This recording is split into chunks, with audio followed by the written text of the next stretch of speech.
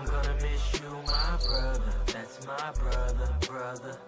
There's nothing more precious in the sight of Yah than the death of his saints. A true Israelite with no gal, yeah, that's my brother, brother. It's better to celebrate the day of one's death than the day of one's birth. I'm gonna miss you, my brother. That's my brother, brother. There's nothing more precious in the sight of Yah than the death of his saints. You know, I guess I really never got a chance to say goodbye. I guess doing this way is the only way I really know how, you know? Listen, I ain't gonna lie, when I heard you passed, I was crushed.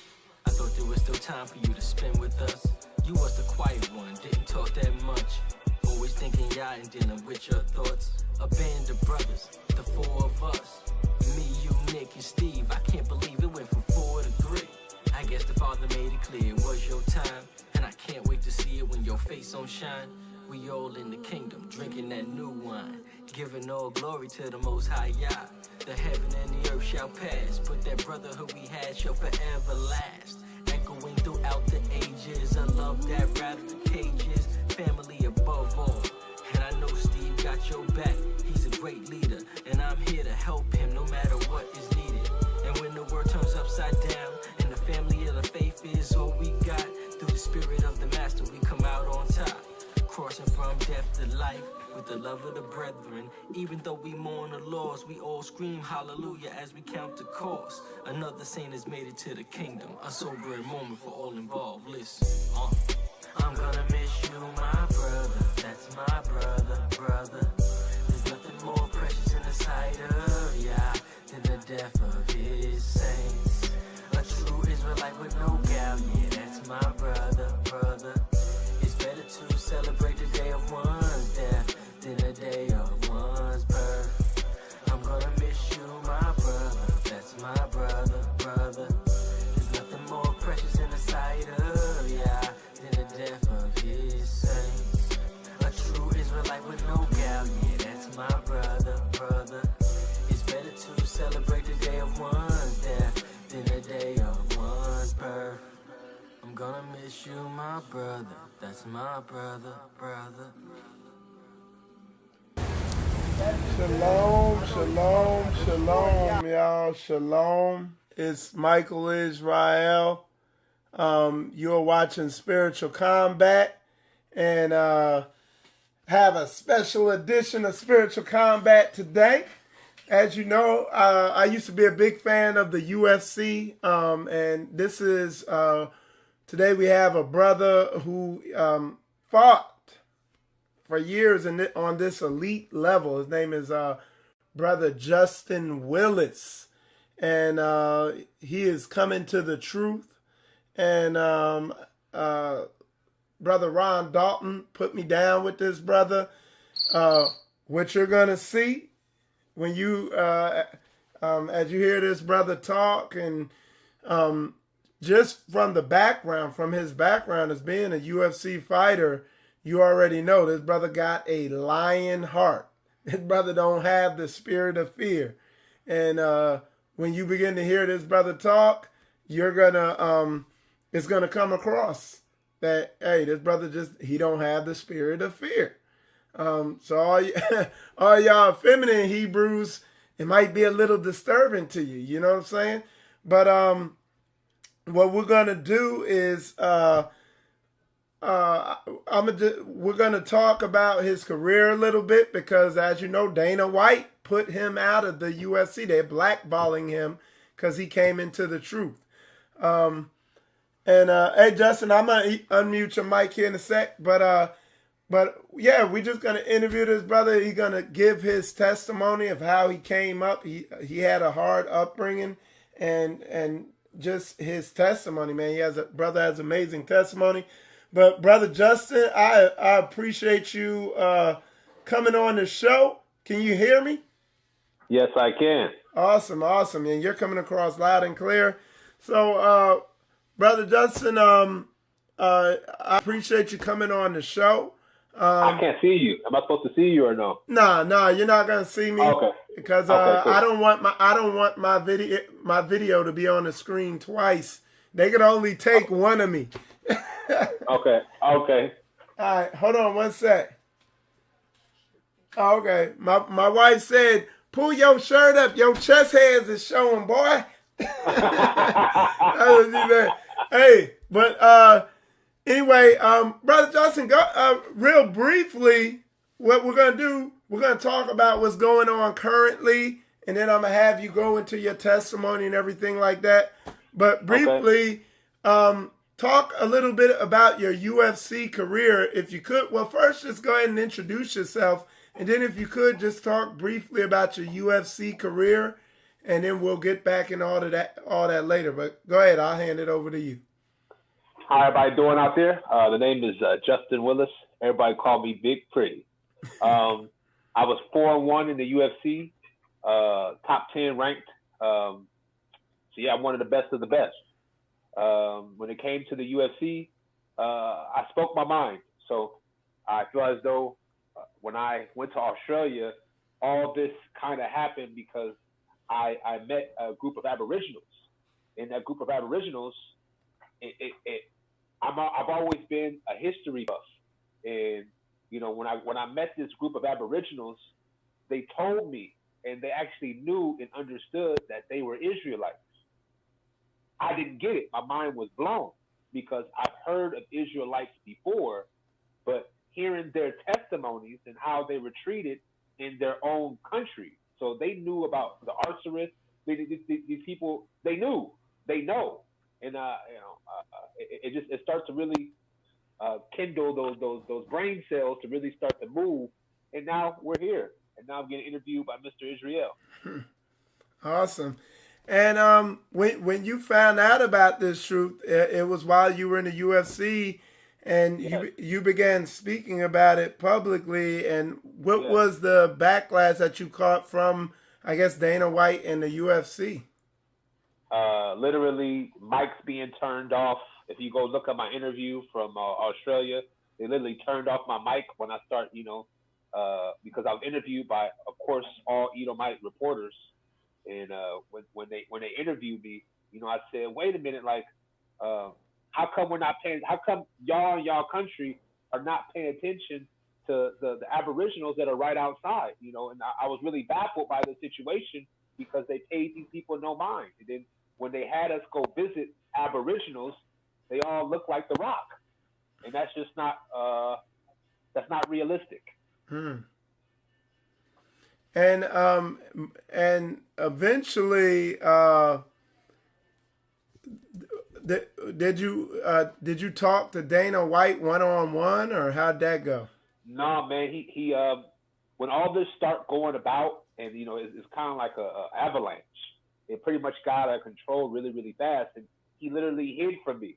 I hit him up. I still have the text messages. I tried to get in contact with him. He wouldn't return my calls, my texts, nothing.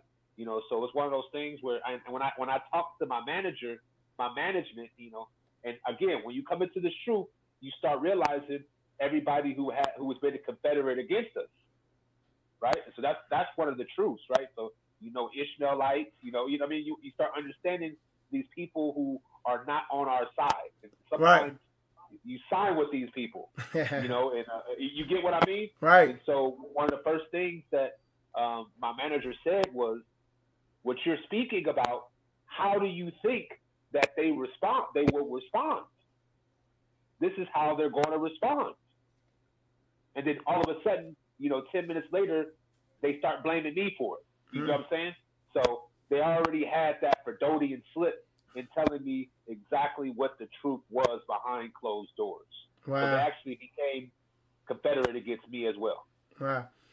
Now, Brother Willis, if you could tell us, because I know a while back when we had first talked, you told me, you kind of gave me your testimony, told me about your upbringing and all that. So if you could tell the people how you came up.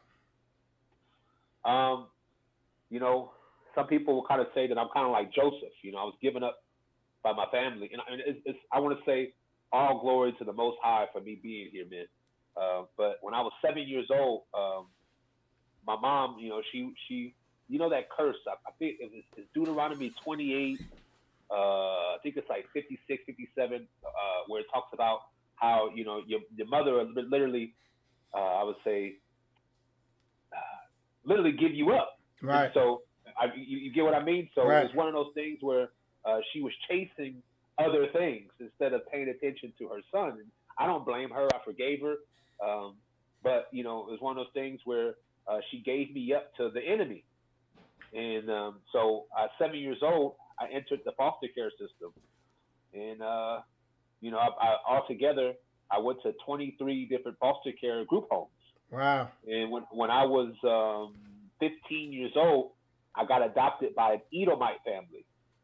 And, the Edomite family, everything was all good while I was still in the days. You know what I'm saying? I didn't know, but I think what people know about me is I have an unquenchable thirst for and hunger for information and knowledge. This is something that God put in me. Hmm.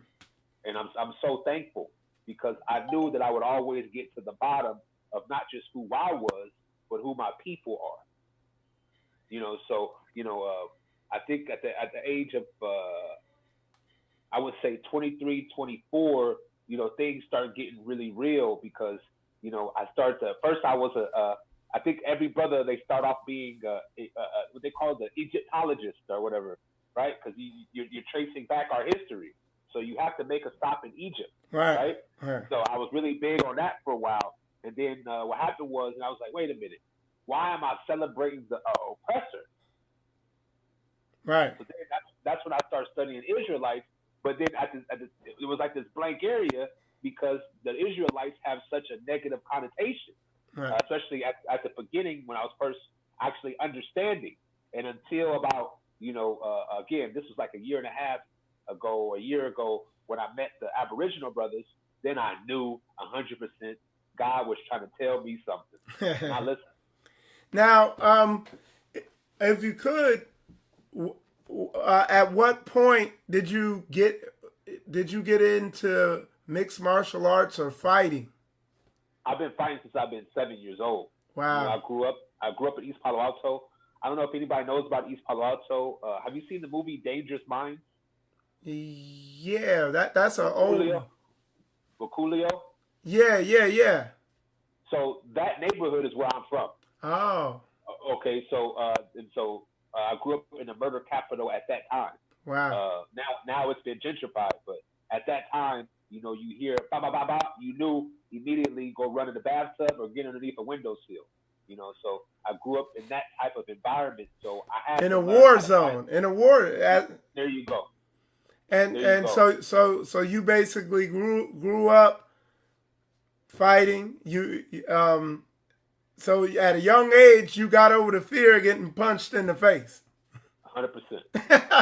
Yeah, and the reason why I kind of parked there for a second is that at a very young age you learn how to face fear head on. I guess would that be correct? Yeah, man. I was purified like gold. So at what point did you get into professional fighting? How'd that happen? I was going to do it when I was 18, go straight into fighting. But my grandma, I used to live with my great grandma. So one of my stops while I was in foster care, I stayed with my grandma twice. Once for like 5 months and the other time for like a year. Intermediate, you know what I'm saying? So from 7 to 15, 1 year in between, I stayed with my grandma. And then 4 months in between, I stayed with my grandma. So about a year and 4 months, I stayed with my grandma. So I guess my grandma, what she did was she always, because she knew when I was young, the crazy thing about this older generation is they knew that we weren't African Americans. They knew that we weren't blacks. A lot of them know. And the more higher you go up the chain, the more they knew. Like her great grandmother knew. My great great grandmother was an American Indian. You know what I'm saying? So they knew. So my grandma knew, and she knew my spirit at a very young age. Mm-hmm. And she said, "You're going to have to be prepared because they're coming after you." Mm. So she told me, "You need to go get the white man's education in order so they would never be able to underestimate you and to define you with something that you are not. So I fulfilled my grandma's promise when I turned 18. So I accepted. I didn't want to. I didn't want to go to school after high school. But for my grandma, because she had just passed away, I fulfilled that promise for her, and I graduated from college. Okay. All right.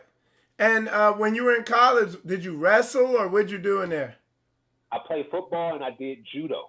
Oh, okay. And then at some point after college, you got into mixed MMA? Yeah, so when I graduated, I left school a year earlier. People thought I was going to go to NFL, but I decided to drop that, and I wanted to fight. I just always had this urge that I want to fight, and that's what I chose to do. Fight. Wow. So you could have went NFL. Yes. Wow. Okay. All right. And so you ended up going into UFC, fighting in there.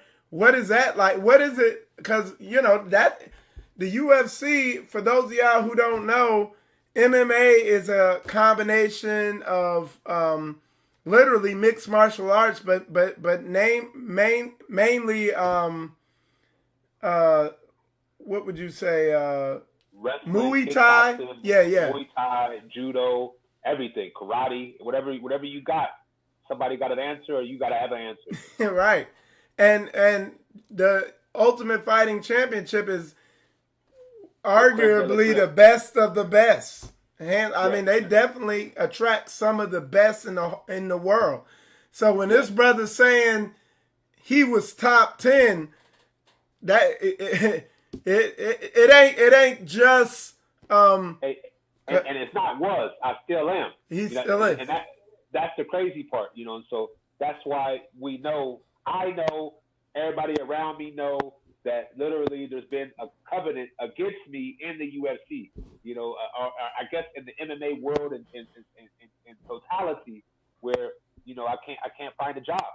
When you're top 10 in the world, you would think that your phone would be off the hook, and my phone is just not off the hook. And what it is for it's a testament to there is a clear, structured hierarchy behind the scenes that controls everything going on. Everything.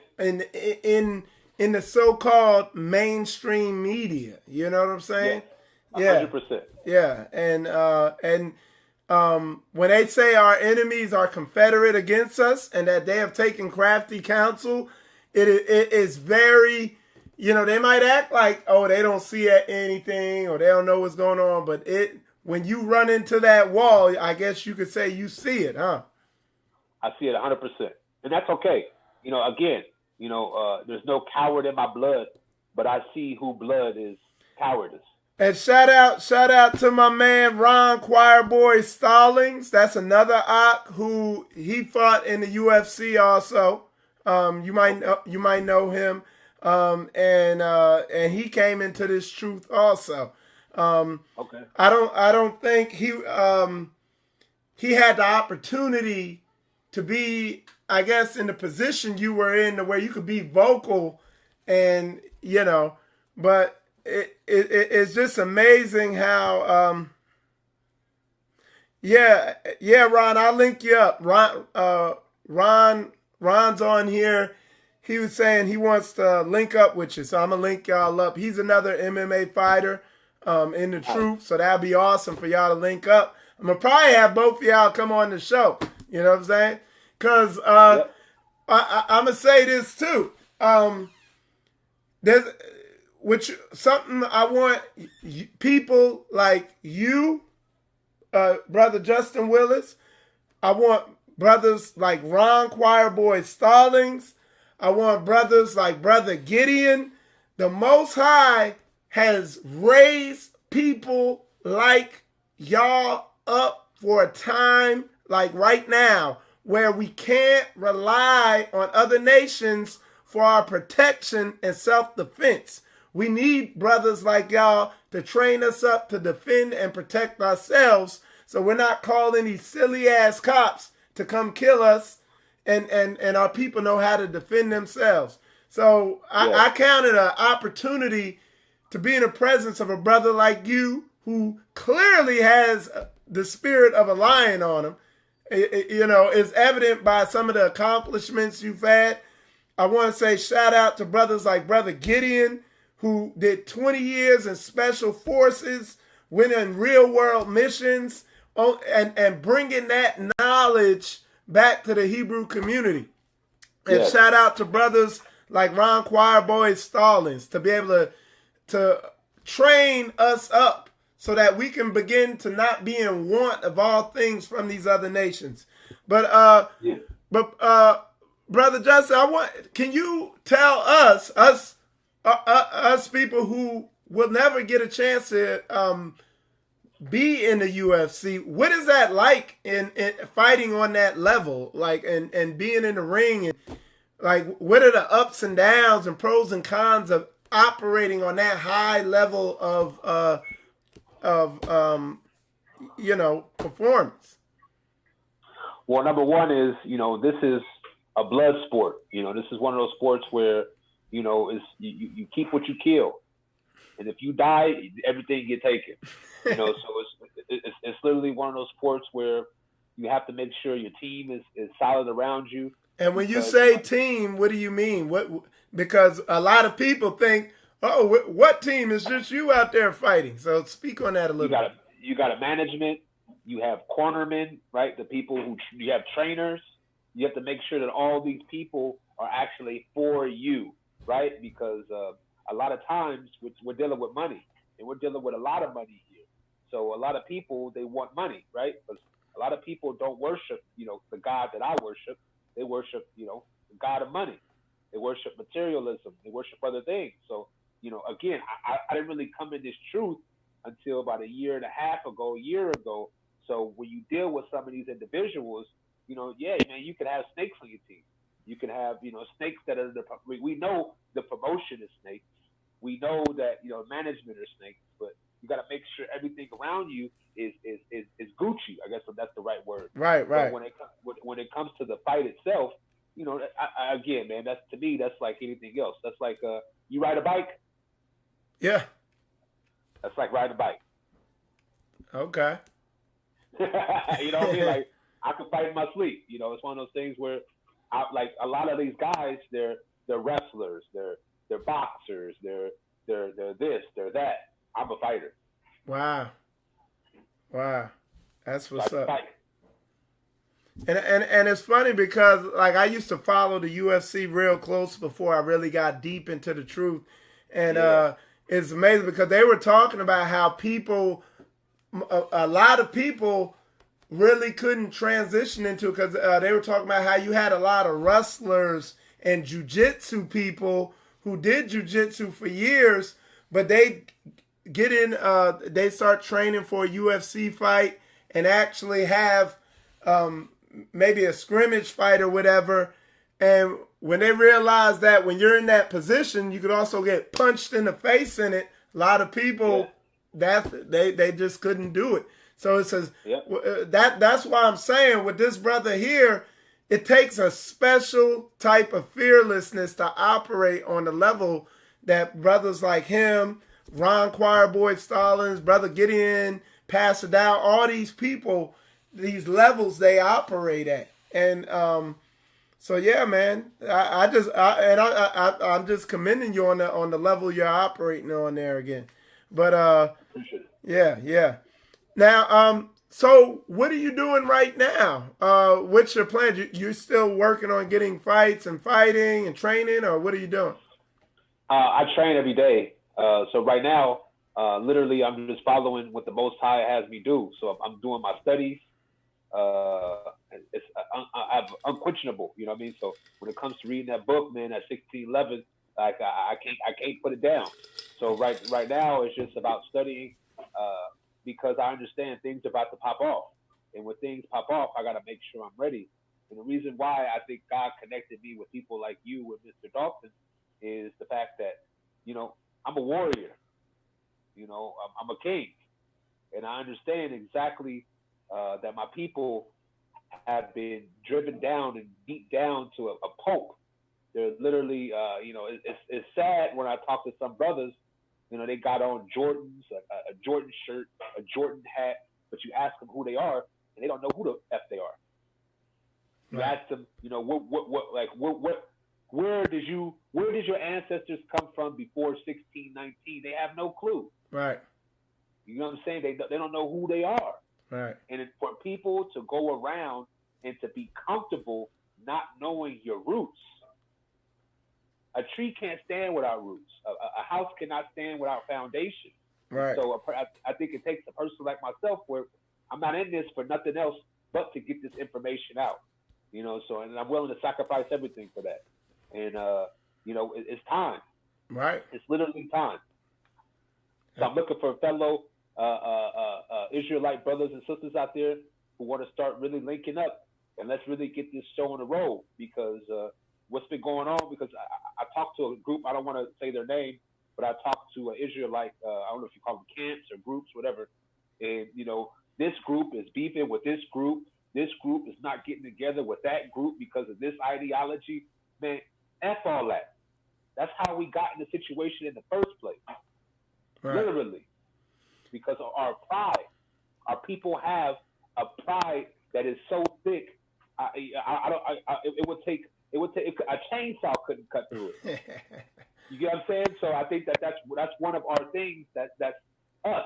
And I gotta chime in, because what you're seeing, and like I said, I've been in. I came into this truth almost 10 years ago, and me and one of the elders in Straightway, Elder Rufus, we were just talking about this, about the fact that there's a heavy spirit of division out there, but what you're really seeing, what you're literally looking at, is something that's in the book that the Most High warned us about. He said we are a stubborn and stiff-necked people.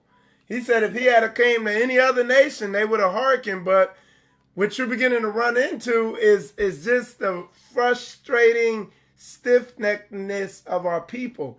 But the thing is when you read in Ezekiel, the dry bones prophecy, the process is a wake up process. And what's happening, we're slowly waking up. And I'm gonna be honest, 7-10 years ago when I came into this, there weren't UFC fighters coming out of this. There's a brother in Tampa, a football player, I forget what the brother's name is. He just came into this truth. I rock with Straightway Ministry. They got NFL players, Brother Kabir, Green Bay Packer Hall of Famer. He came into this truth. He woke into this truth.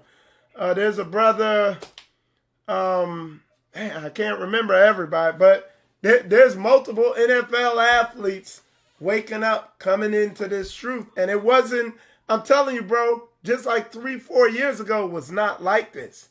Now you got major people coming in, and people like you with that spirit of boldness on you, willing to yell it far and wide. You ain't controlled by money. You ain't controlled by fear. You know what I'm saying? And that's that King David spirit. So I feel as though, the Most High put me here to slap the shit out of people so they wake up. Yeah. So anybody out there who want to join this mission, let's get it popping. And, we can get together. We can talk about different ideologies. If we get this word, we can come to a common place. But again, it's about this unity, because again, these people, they've been confederate against us, and they've had years and years and years and years of practice. Years. Yeah. So again, if we got to drop our pride and just get in this book and become united on that. And stand together. And be willing to just, like you said, have the tough conversation. That's why I admire Ron Dalton. I mean, he's willing to get on the phone and talk about different types of doctrinal stuff, and have the conversation. And brother, one of the frustrating things is a lot of these Hebrews out here, they don't even want to talk about differing beliefs. They'll just kind of hide from it and keep the division going, for whatever reason, whatever's motivating. And that can be frustrating. And those people in previous days will get put to death. Period. Yeah. So those people we can't pay attention to, and they're not even a part of the equation, right? Because we know what happens to cowards. Yeah. We know what cowards are destined for. Yeah. Again, I'm not in this to play. I'm in this to free my people. Period. Right. Period. So I'm looking for people who are free, who are not cowards, who are willing to do whatever it takes. Because again, you go to all these other nations, and again, I'm telling you this out in the open, right? I'm not behind. I don't give a damn who see this.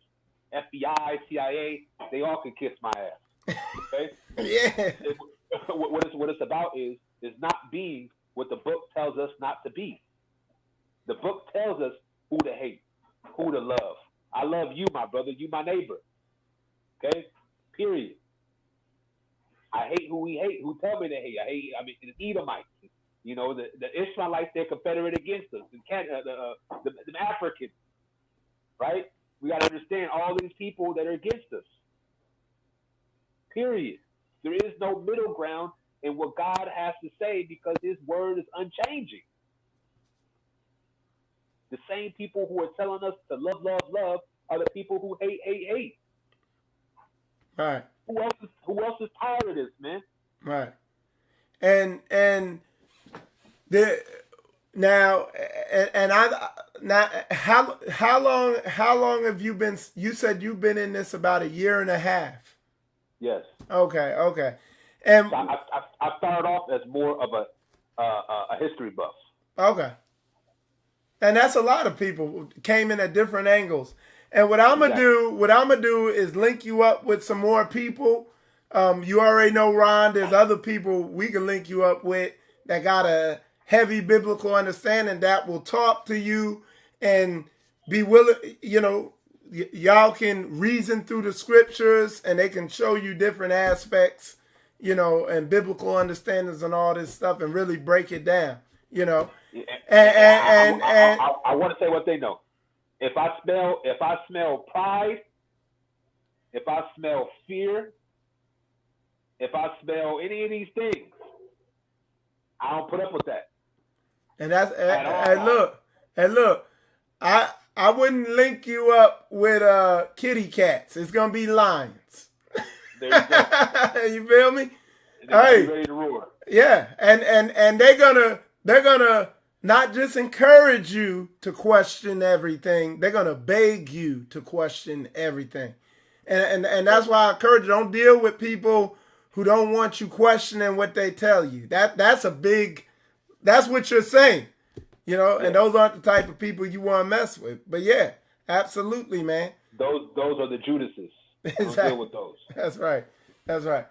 So yeah, man. So what? As far as MMA, now, do you have a gym? Are you opening a gym? What are you doing on that aspect? I have a gym that I go to, but I've just been sitting back and it's literally just been waiting to hear what God has to tell me. Again, I am directed. That's it. That's all. So again, my spirit tells me where to go, and I just follow behind. You know what I mean? Right. It's one of those things where I don't really know my next step besides learning more about the truth. Right. That's it. That's all. So tomorrow I could just go back to my gym, or tomorrow I could just literally go for a 5-mile run in the morning, do some sprints, do some stretches, do some shadow boxing, and then spend 10 hours reading my book, reading a good book. Right. And then get some more work in. And after I'm done, bam. Am I lying, Allison? That's all I do. That's what's up. That's good, man. That's that fire. Because I know when this comes, when people actually come and they start questioning, when again, a lot of Christians, I'm gonna put out an interview I did today actually. So I went to Monterey and I interviewed this man, and a lot of people just have no idea about what's in the book. And as soon as you show them what's in the book, they immediately, these are Christians we're talking about, they immediately say you're a hate group, or you're a hater, or you're this. And again, this is something that I feel like it's going to take a whole bunch of lions to overcome. Right. And the insidious thing about, because like me, I grew up in Christianity, and the thing that makes it so evil and wicked is that it targets the emotions, not the logic. Yes. And that's the people you could you could be showing them something right there in front of them, and they will. And you're just sitting there scratching your head like, what in the heck? It just frustrates you. So yeah, we've seen it, man. And that's something I wanted to speak on is like, while there is division in this Hebrew Israelite awakening right now, and this awakening is a process. So yeah, while there is division, I can say that different areas of this Hebrew Israelite awakening are effectively waking up people, because you got camp-based Hebrews who are waking people up that are in the streets. You got more congregationally based Hebrews that are waking people up in the church, which is like doing brain surgery. I mean, it's very tedious, and you got to take their emotions into account, And then you got things in between where it's continuing to push this wake up forward. But the unique thing about your awakening is it didn't happen anywhere here. It was in another country. So that's amazing, man. That's interesting. Yeah, because it's those that all four corners. All four corners. All four corners, man, and these are the Aboriginals, so they were there first, and so you got to understand how did they get there, right? And that's one of those things that it just becomes obvious, and they know, because again they have a lot of traditions that are Israelite tradition, right, and it's the same tactic that they do everywhere, right? So when the oppressor comes in, when the Edomite, which are now the from Japheth, right? So if you read, I think I pointed you out that verse in Jasher, verse 90, 3 through 7 or whatever, 8, where essentially the Edomites got conquered by Chittim, and Chittim then became the Romans, right? And the Romans, we know, became everybody else, right? And so what happened is when they first come in, they use these same tactics. They come in friendly, and they're just taking notes so they can report back. Then when they report back, they come in and they rape and pillage everything. Mm-hmm. And it's the same thing that they did in Australia. Same thing they did in Rome before Chittim, right? So with the Etruscans, you guys gotta look up the Etruscans. The Etruscans. The Etruscans. There you go. The Jarara people in the Philippines, everywhere, right? In the Arsaris in Mexico. So everywhere they do these same tactics. And so when you start figuring that out, which I'm sure you already have, and all the people out there who are awake to this knowledge and they understand, it's the same old, same old. And once you start realizing the same old, and once you actually know the results, it's really easy to see the process then. Okay. So let me just shifting gears real quick. So when you were in the UFC, did you you did talk to Dana White in person at times? I had before. And I mean, how is he in general? He's a pretty cool dude, or what? He's red. Man, you gotta understand, a snake is gonna be a snake, right? Snake is gonna be a snake, man. Period. He's a guy where, again, he's worth hundreds of millions of dollars, if not $1 billion, off of other people's blood. Wow. Off of other people's sweat. Off of other people's tears. Slave master. That's it. That's all. And it's funny. Django? Say that again. I'm sorry. You seen Django? I haven't watched the whole Django because the movies piss me off. Okay, so the last slave movie I seen was Roots and Roots and the Turner what do you call it movie, which I didn't like that either. But but so if you watch Django, he said take his eyes out, right? The guy who was directing the fighting, right? And so that's literally what Dana White is. Wow. This is a guy who's some of these cats. You know, I've never had that spirit in me to treat some other man as a master. And you know, you have a lot of these brown brothers, Israelite brothers, that have no idea, right? So they treat this man literally like he's a god. Wow. It's actually sick. Literally what you just said. He dangles money in front of them and says, "Take that other." Yep. Wow. Right. And so in the UFC, they're starting to figure out when they're trying to halt their financial reports of their net income.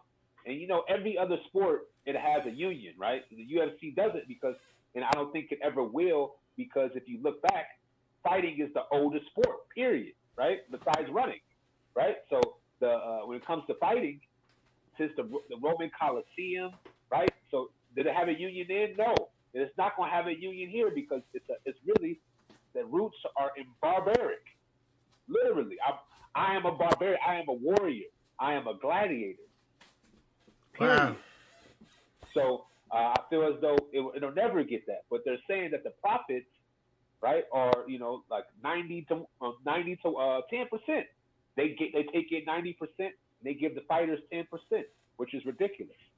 Wow. It's the same type of structure, right? The white man run it. The Roman man is the king, right? Then you have who was selling us off? Who was our managers back then? The Ishmaelites, right? Literally, and the other white men.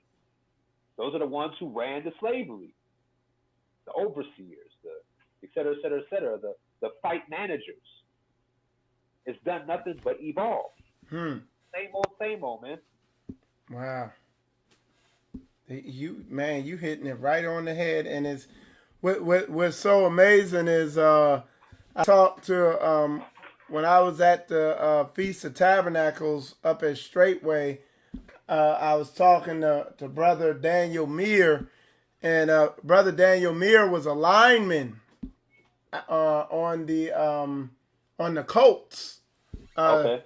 When they and man, he has a similar story to you. He said some of the same stuff. He said he felt like a slave out there, $1 million slave, you know. 100%. Go out there, play hurt. Our brothers got to wake up to this, because what happens is, who really runs the show? We run the show. Period. People are here to see us. If we all say F y'all, what happens to the show? You'll get some Israelites and some Africans to do it. They're not like us. You get some little frail white dude to do it, Edomite, or from Japan, or some Russian, or some Chinese dude. That's not going to work. And this is the ignorance of our people. Well, and I'll tell you the other thing, you know, is like when you talk about like Brother Daniel Meir, brothers like what's his name, Kabir, and some of these other athletes that are highly talented. Imagine them on a battlefield. Imagine a Michael Jordan or some of these other elite athletes on a battlefield. That's a scary thing. So they have to give them some outlet for that energy. You know what I'm saying? Yeah. And that's what they messed up with me. So like, I'm a guy where, you know, I have to always wonder, you know, because I even speak out. You know, I don't know if you follow my Facebook. I speak out against my own people as well, right? And so, because, you know, when I read the Bible, when I read the good book, it's the same thing Yeshua did, right? When he came on earth, he spoke out against the Pharisees and scribes. So it was his own people, because he knew that they were doing injustices against his own people. Right. Period. And so you have to call out your own people in order to be free, in order to confront the other people. Right. Right. So there's levels to this. and my thing, when you get to the basics of what this all boils down to, and what the Most High's big issue with us as a nation, and what He gave us over to, and what we see now is, it ain't so much these other nations are doing anything to us. We just lack that spirit of brotherhood that we need to have. Because it ain't, once you have brotherhood, you don't need money.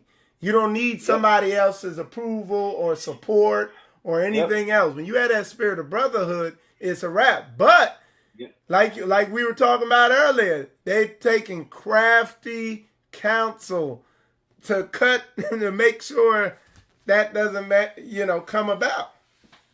Yep. Yeah, man. Again, their stranglehold is loosening up, and it's going to loosen up even more. Again, when more people like yourself, myself, start actually coming together on a real formal basis to actually start getting this ball rolling the way it should, where we have to start even uniting this. I heard IUICs and the other big groups out there, Sakari and all these other groups who are all separate. Yeah, they might come together sometime, but they need to come together all the time. Right. And I should I give them my idea? I think I told you about this before. What was that? So about setting up a round table. Well, and that has that has been attempted before. Because it's just they never had me do it. So it's one of those things where you have to have there's 12 groups, right? And you set it up in 12 groups. You can name whatever the heck you want to have. And so until Yeshua comes back, the King of Kings, who will take his throne at the top, you do is you have 12 groups. You have 12 groups who they come together. They might have differing point of views, but they come together like a committee, and we work on those views together. We iron them out. Right. And then you go back to your own tribe. Your own right. tribe. Yeah, exactly. So again, but we have to start coming together because we have more in common than we have not in common. Right. That's a fact. That's a fact anyway. And I agree with you on that because I have a problem, like a lot of people, like during Paul's time, if there was a doctrinal disagreement, they would exhaust everything to get that thing sorted out. Now, if it was a personal issue, they'd be like, you go your way, I go mine. But if it came down to something doctrinally, they'd really get down and grind it out. Let's do it. But a lot of people really ain't willing to deal with the frustration. I've seen it before. They just don't want to deal with the frustration. Some people, like you said, some people have their pride all in it. So even when they're proven wrong, they don't want to let it go. So if you do... Pride is a 7 deadly sin. That's one of the worst. Yeah. You know what I mean? So we got to understand that was the falling of who? Right? The fallen one. Pride, right? Right. That's literally one of the worst 7 deadly sins you can have. Right. So again, those people, once those people are sniffed out in the past, they would have been. Yeah. But now we can't do that. Nope. Now we got to boot them the fuck out. Period. Well, like literally, like we can't do what they did in biblical Old Testament times. Right. That's a fact. Right. Okay? I'm not saying that. But there needs to start being punishment for actions. Period. Right? Because that's how you set up. Right. You go to the Nation of Islam, it's like that. Even these fake Christian churches to be like that. The Catholic Church be like that. It's just us. Us. Literally, man. We on an island by ourselves. Yep. And the thing is, on what you said, on what you talked about doing, the key to making what you talked about doing about bringing the 12 people together to begin getting through these doctrinal differences, the key to that is you gotta bring people in who got their minds right. They got the right spirit. Like you said, they don't have a spirit of pride. They don't have a spirit of division. They got a spirit and a desire to get through this and work through it. All praises. I know that those men are out there. They are? I know 100%. I know some of them, they run a lot of these organizations. Yeah. Right? And so, again, the ones who are not in agreement, we start to drown them out. Yeah. Because what did Nat Turner say, right? He said, what was this? He said, you have a room for 1,000 men. He said, how many of y'all want to be free? All 1,000 stood up. Then he said, how many of y'all are willing to do whatever it takes to be free? Keep standing. 100 men sat down. He looked at the 900 men who stood up, who were willing to do anything, and he said, those are our enemies. The ones who sat down. The ones who sat down. So again, I like that. I don't have any mercy. I literally don't. I feel you. Either you with it or you not. Either you want to get us out of these generational curses, because the 400 years. Hey, bro, I'm gonna link you up with some people in the coming days. I'm gonna get you on the phone with some. I'm gonna get you on the phone with some warriors, man, who think like that. Yes. So 400 years is over. I haven't had this literally. All right. So a day after August 20th, I started getting these ideas. Literally, that's it. I'm reading text to make sure I was on track, right? I wasn't going off of, I wasn't going off my own heart. I was going off of my spirit. And so my spirit was talking to me and it was telling me, I'm right. This has to happen now. Period. Facts. Like again, my life is unconsequential. I don't care, man. Like literally, I don't care. What I care about, you got kids? Oh yeah.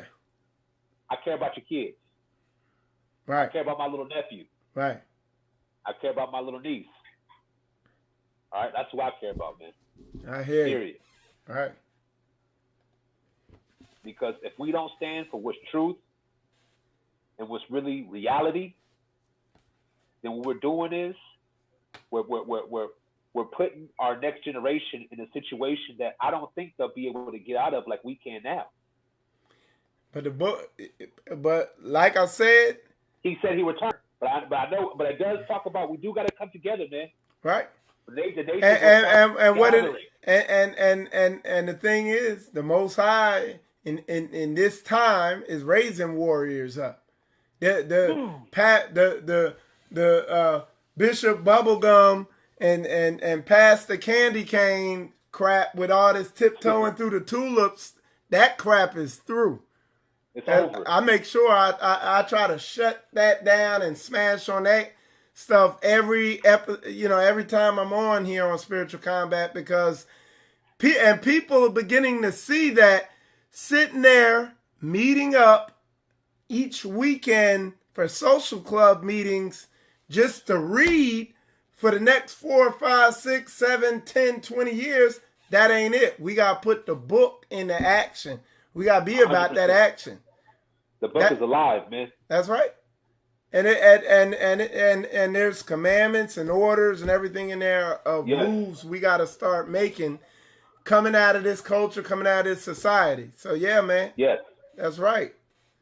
And all praises for the and shout out, all praise to the Most High, and shout 100%. Out double honors to the real warriors out there. The people who don't operate in a spirit of fear in any way. That's a good thing, man. Because and let me say this. Just being a lot of y'all, because there's a lot of men out here in this day and age, because of this, the way this society is, and because of the agenda to tear apart the family, they've been raised by women. So they were raised with a spirit of fear. Okay? And to be if you're a man and you were brought up like that, just being in the presence of somebody who doesn't have that spirit can help you grow in a big those, way. those individuals I figured out, especially the ones that are not in the truth, and even some of them that are, I'm finding out they don't like me. They don't like me. So I went and had some meetings with some elders and some groups, and I immediately get this. I can feel it, right? So I grew up with thousands of kids, so I know when a person, like, our spirits are just not there, right? I grew up. I've been hated since I've been a little boy. I've been hated because I speak how I'm speaking to you. Yeah. Yeah. Because you real. Boy. Yeah, folks don't like real. It scares them. See, you're not seeing hate, you're seeing fear. And exactly. Your lack of fear gets them scared because they've been raised with a spirit of fear. Yeah. Yes. Oh, man. Hey, bro. Welcome welcome to the brotherhood. Yeah. But when I was younger, I didn't understand this. Okay. I was just operating, I've always had this spirit, right? It's an abominable will. I've always had this. And I used to always, when you're younger, you're trying to fit in. Right. And then sometimes you're kind of decrease yourself. But again, when I started playing football and got a little older, it's middle finger to the sky. What I mean is, like, it's one of those things where you got to understand that when we wake up and we start realizing that people are just going to hate you because they ain't you, right? That's the first step. Then once you realize that, then it's the next step where it talks about how they're going to hate you because you're not of this world. They know who we are. A lot of these people, they know who we are. They know we're blessed. They know it. They do. And I'm telling you, and the other thing is, a lot of people are intimidated by a warrior spirit, man. Yeah. Let's get it. It's one of those things where, again, my brothers out there who are not afraid, you know how to get in contact with me. Hey, we get ready to link you up though. We're gonna put you down with a pride of lions. You know what I'm saying? You got some long lost brothers. Trust me. You're gonna like it. Hey. So yeah, man. Hey. Brother Justin, man, it's awesome having you on the show, man. I'm looking at the comments here, man. People are loving it. They feel that power, man. They know what we talking about, man. They can feel that spirit. This ain't no game, man. Our people been playing too many games. And again, my people out there who are in this truth, you are special, man. Literally. God created you for a mission. You might not be a warrior. We might need you to be a farmer, a seed planter, whatever it may be. But we need you to start getting into action. It's time to start putting those words into action. That's the next step, right? Because in 400 years, they over. We got to understand this as a people. The 400 years are over. The curse, now we have to start breaking every generational curse now. And that's the next step. And like I tell people, breaking these curses isn't some oogly googly magical thing. No, literally, the curse is the result you get from not doing what the book says. It's simply 100%. A result. 100%. Yep. Well, Brother Justin, man, hey, I'm going to definitely have you on here often just to give updates. We have a Dry Bones Rising tour that we've launched. It starts in Atlanta. And like I said, I've been posting flyers. I'm going to post more. The Dry Bones Rising tour is a tour pushing basically what we're talking about here. How you can farm for yourself. Live together in a community. Learn how to defend yourself with your fists and with your sword. And y'all know what the sword is. You know what I'm saying? Good book. And how you put this thing into action. You see what I'm saying? And we stop being in want of all things from this nation when we know it's against the book. The Most High gave us the land, this ground, the soil of this ground to provide our food, not Walmart. You see what I'm saying? So what we doing is we beginning to do what I've been saying, what you heard Brother Justin, and me and Brother Justin, me and him literally have only talked on the phone maybe 3 times. But this dude could finish my sentences because he got that same spirit, man. So, and I said all that because the Dry Bones Rising Tour will be coming to Arizona eventually. So I'm going to definitely, by that time, we're going to reach out to you. We're going to have you be a part of it. You can be one of the teachers in it and bring out your testimony. Man. But you'll see a lot more of him before we get over there to Arizona. But Brother Justin, I appreciate you coming on the show. I'm gonna give the floor back to you for you to say anything else you want to say. Hey, everybody, go follow me. I talk about all this stuff. Go follow me on Instagram at BigPrettyMMA. Also, go check out my podcast channel where, again, I talk about the same stuff, and that's pretty interesting. And go ahead and leave a comment and share the videos, man. It's time to get this out there. And shout out to Ron Dalton, man. Cool dude, man. That's my dude. That's my boss, man. I basically work for Ron. Nice. So yeah. So y'all, I hope y'all enjoyed the show, man. Just listening to Brother Justin talk, I could really see the spirit he has on him. He's new to this truth, but I see the he's attacking this with the same spirit of a lion that he attacks his opponent in the octagon when he was in the UFC. So I know this brother's gonna get a heavy understanding, and I'm sure a lot of y'all watching the show right now know some of the lions I'm getting ready to introduce them to, and man, it's just Hey, when I introduce you to some of these brothers, it's just going to be amazing to watch the dialogue that goes down. You'll definitely see the spirit on these brothers. And so, yeah, man. And I already see some of y'all typing in there. Yeah, some of my viewers already know. So, but just want to say it again, Brother Justin, I appreciate you coming on the show. Thank you. I'm gonna be giving you a call tomorrow. We're gonna talk some more. I'm gonna try to introduce you to some more lions so you don't feel so isolated. You know what I'm saying? Yeah. All right. So yes, sir. Also want to give a shout out to my man. Let me pull it up again.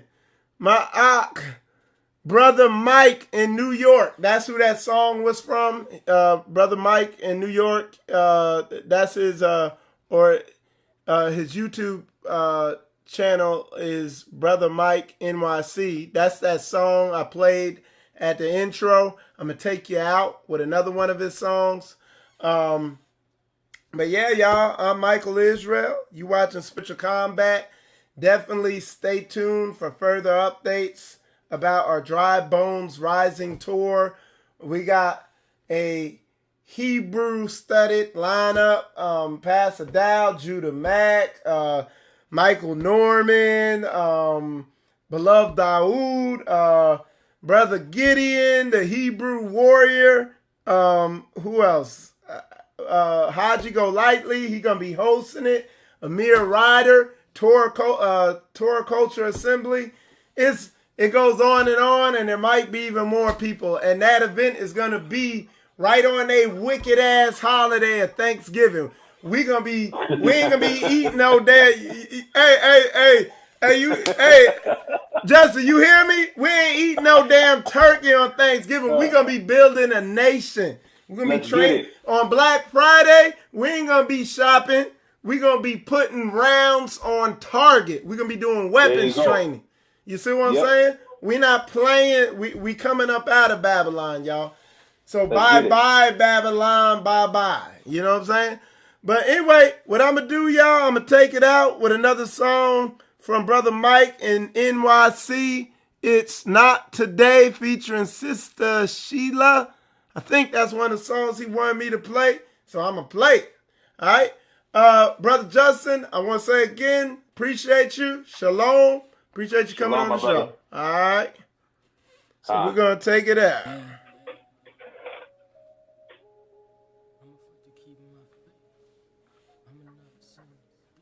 For the wage of sin is death and eternal life in Christ. You know who it is. M.I.K.E. I don't care what comes my way. I'ma not sin today. I'ma fight to keep my faith. I'ma not sin today. For the wages of sin is death and eternal life in Christ. I'ma fight to keep my faith. I'ma not sin today.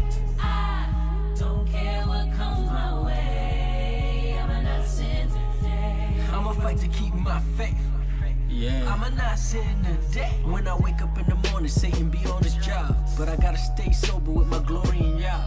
Trying to keep myself from backsliding. Seek ye first, and I promise you will find it. While you be playing, I'm fasting and praying, preparing my soul for the coming of Jesus. The deeds of the flesh are immoral, so stay focused. You don't know what tomorrow brings. One day you hear it, the next day you gone. I just thank the Messiah for putting me on. By the spirit that's in me, I'm guarding the law in my heart. This the new me, the old me is gone. I don't care what comes my way. I'ma not sin today. I'ma fight to keep my faith. I'ma not sin today. For the wages of sin is death, but eternal life in Christ. I'ma fight to keep my faith. I'ma not sin today. I don't care what comes my way. I'ma not sin today. I'ma fight to keep my faith. I'ma not sin today. When I was in sin, didn't nobody give a shit. Now I'm living righteously, they all throw a hissy fit. Live in this world, but don't be of it. Satan got almost the whole world straight bugging. Following these pastors that ain't even of them. Father, forgive them for they do not understand. Religion was truly really never part of your plan. Beware false prophets, wolves in sheep's clothing. If you knew them by their fruit, you would see they don't know them. The spirit and the truth, it's the signs of Yah's chosen. The power, the miracles, the fire of the tongue. All demons shall flee in the presence of his taught one. Don't care what comes my way. I'ma not sin today. I'ma fight to keep my faith. I'ma not sin today. For the wages of sin is death, but eternal life in Christ. I'ma fight to keep my faith. I'ma not sin today. I don't care what comes my way. I'ma not sin today. I'ma fight to keep my faith. I'ma not sin today. For the wages of sin is death, but eternal life in Christ. I'ma fight to keep my faith. I'ma not sin today. I don't care what comes my way. I'ma not sin today. I'ma fight to keep my faith. I'ma not sin today.